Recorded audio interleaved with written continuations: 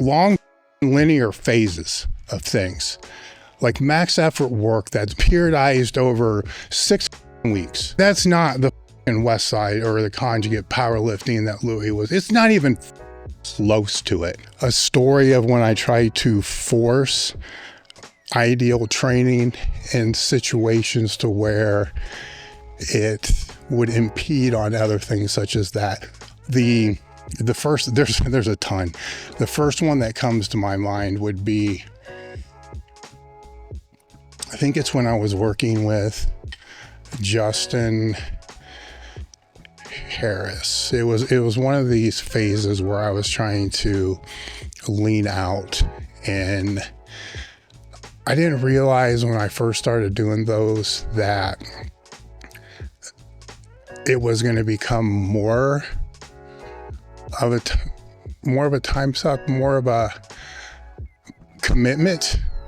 And I say that in a positive sense because I embrace the commitment than what powerlifting ever was, because of the time and the food and all the other, and the meal timing and all the other things that went around with that. So when that was, and this is so fucked up because there wasn't any end prize. There wasn't like a stupid photo shoot or a competition or anything like that. It was just getting as lean as I could possibly get lean. But when you get locked in, when I get locked in with that certain mindset, there's no deviation from that, so taking the meals, everything that you could imagine, that goes along with that, went along with that to the point of,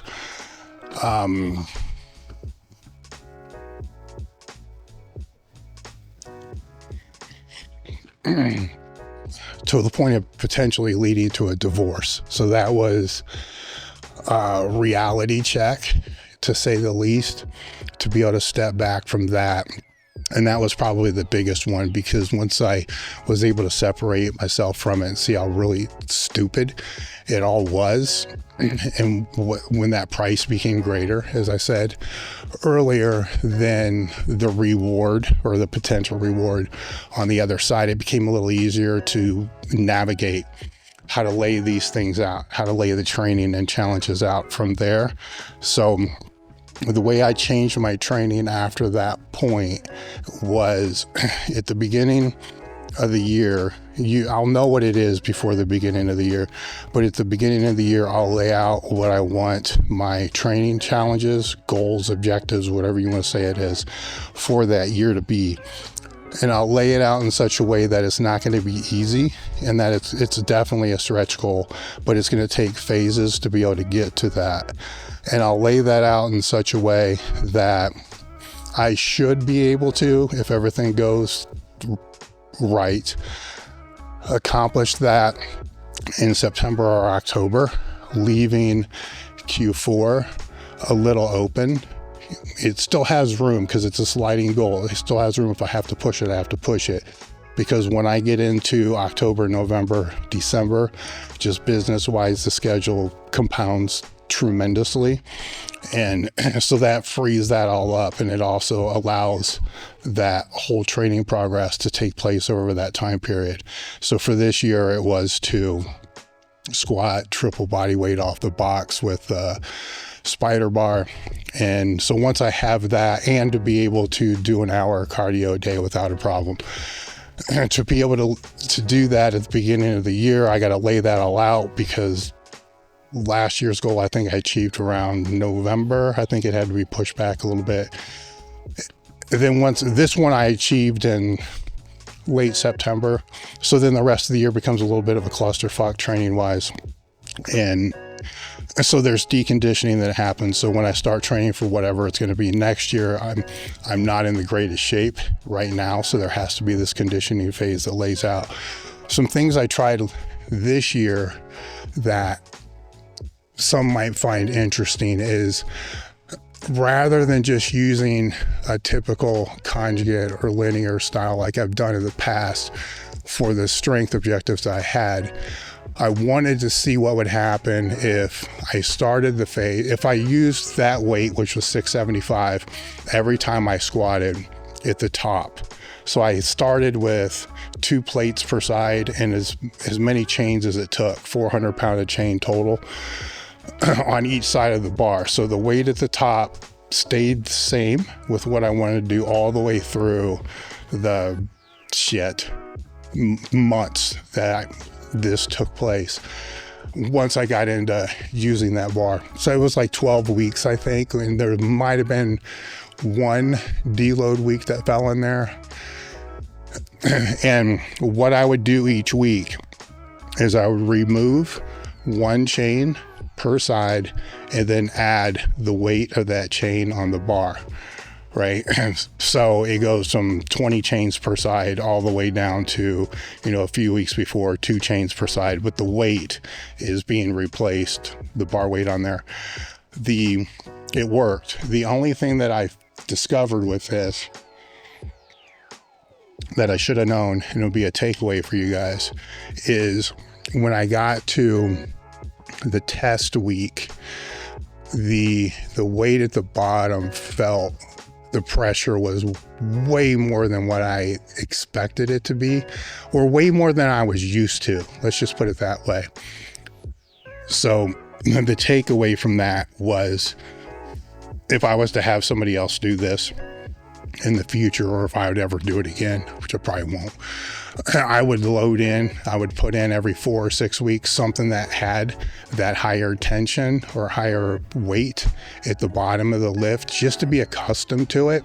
It wasn't anything that threw me off because I'm used to what that pressure feels like at the bottom, but it was months of not having that. So it was kind of like, oh, this is different. I remember this type of thing, where if somebody wasn't used to that, it probably would screw them all up. I kind of got off pace there, but it was something that I wanted to write about that I haven't got around to writing about. It's just how to go about navigating that load with the accommodating resistance over a period of time. Westside conjugate myths, abuses, and what still matters. All right, what are the most abused Westside ideas people copy without context that you wish would die already? All right. First off, the way that I see Westside and Conjugate is twofold. There's the Westside that you would see today, and then the Westside that was what I would call Westside powerlifting. And I do believe, this is my theory, that Louis always said, when he dies, Westside dies. I think what that actually is, and what we've actually seen, is when he died, Westside powerlifting died. Because right now what Tom's doing is amazing with MMA athletes and different athletes that he's working with, but that is not the Westside powerlifting that I know. They're two, I don't want to say they're two different things, but they're two different avatars. So and I think that's what Louis would have wanted. So when I hear Westside, I got to say that first, right? Because I'm speaking, when I see it, I'm speaking more of the Westside, which is just pure strength. What are the things that people butcher and abuse that I wish would die? Because it's conjugate and because things are so variable, there's not really one. Here's one. Long fucking linear phases of things, like max effort work that's periodized over 6 fucking weeks. That's not the fucking Westside or the conjugate powerlifting that Louis was. It's not even fucking close to it. It's not that. The same thing would be with the dynamic work. Here's this long fucking 12-week, dynamic. It's fucking not. The basics, if we're to boil it all down, and if I was to just lay out a fucking real quick conjugate template here, the first place I'm going to start is going to be with the dynamic squat, based upon whatever percentage range that your max lift is at the time. And it would be a 3-week phase, a 3-week wave. Week 1, week 2, week 3. Maybe a deload, and then week 1, week 2, week 3. Lay that the fuck out. Then that becomes the building block of everything else that falls in. The bench would be second. Lay that out.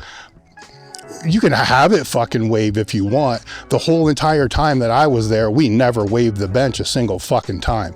It was pretty much just the same weight with bands or chains the entire fucking time. So it was a flat wave, which is a contradiction in terms, but a flat wave which just stuck out there. And then you had the max effort work for each one of those days that you would just fucking throw in based upon your state of readiness for that day. If you don't feel banged up, if you feel pretty good, then you're going to do the most brutal fucking thing that you can. If you feel a little banged up, then maybe you're going to adjust whatever that movement is to be able to accommodate how fucked up that you feel and go from there. You know, after those main movements, you're going to work the shit out of, you know, the posterior chain, you know, hamstrings. You're going to work the shit out of hinging. You're going to work the shit out of your abs, and you're going to work the shit out of your triceps. That's it. You know, all this long programming shit is what the fuck? No. So yeah, I guess that would be the thing that I wish would fucking die, would be that. And then people understand what this whole thing actually is and what the intent of each one of the blocks in a training day are. So you have this max effort block, which is one movement. Some people might do two. If they do the one movement right, then they probably can't do two, but they do the one movement and fucking strain really hard. Then after that secondary movement is going to be training like a 3 to 5 rep range, and it's going to be the movement that's going to have the highest correspondence to what that first movement was. And then after that, you're going to move into accessory work, which is mainly just for hypertrophy. And then that's fucking it. And you base those blocks on what the other block felt like. So if the max effort one beat the living shit out of you, then you're probably not doing as much in the supplemental block. You're going to peel it back a little bit because what's this actually going to do that this didn't just do? And then the same thing when you get into the accessories. Optimally, you're going to be able to run through all those things, right? But it's all auto-regulated based upon how each thing feels and how it progresses over time. That's how I see the conjugate thing. The way that it's all become is all this fucking prescriptive. Do this, do this, do this, do this, do this, and make sure you don't fucking, you know, make sure you can get through all of it. Make sure you do all of it. If you can't do all of it, then you're out of shape. You know, that's not it. It's not it. The biggest advantage of this type of programming is the ability to be able to teach somebody how to auto-regulate their training, because that is the only fucking thing that is consistent amongst every fucking top lifter across the board, strongman, bodybuilding, powerlifting that I've had on the podcast or ever spoken to in my entire life. That is the only consistent variable with all of them, is the ability to do that one skill. And every time somebody's locked into do this, this, this, this, and this, and there's no adjustments from that, stick to the plan, you're fucking inhibiting them from being able to become the greatest that they can become. There's that. That was good. That was fun.